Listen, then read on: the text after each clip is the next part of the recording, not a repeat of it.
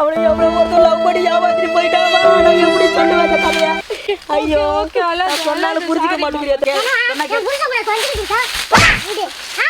ஏய் சொன்னா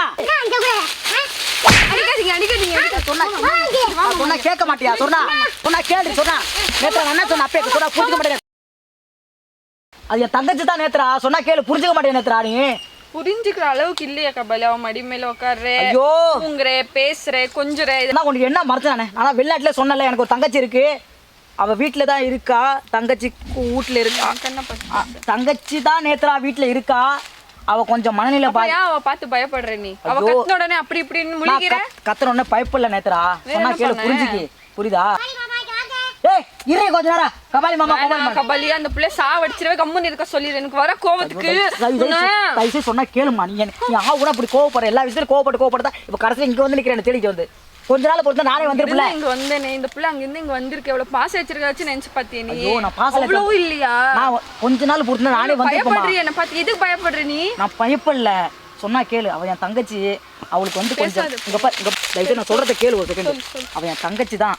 அவளுக்கு கொஞ்சம் அவளை எவ்வளவு ஒருத்தர் லவ் பண்ணி ஏமாத்திட்டு போயிட்டாவா? நான் எப்படி சொல்லுவேன் அந்த கதையை? ஐயோ சொன்னாலும் புரிஞ்சுக்க மாட்டேங்கிறியா? தயவு செய்து ஐயோ நீயே புரிஞ்சுக்கல. அவளே என்ன புரிஞ்சுக்கல. நான் என்ன சொல்லுவேன்? ஏந்திரானே தயவு செய்து ஏந்திரா. நான் என்ன சொல்றேன் நான் கேளு. அவ என் தங்கச்சி தான். அவளை ஒருத்தர் லவ் பண்ணி ஏமாத்தி மாசமாக்கி போயிட்டான். அவள் பாவம்.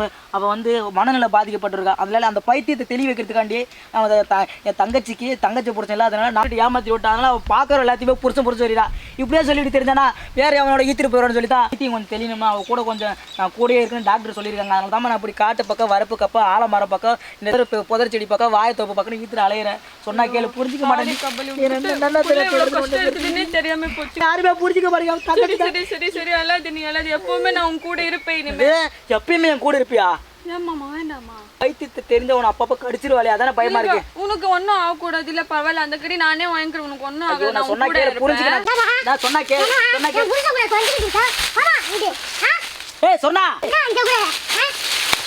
அடிக்காதீங்க.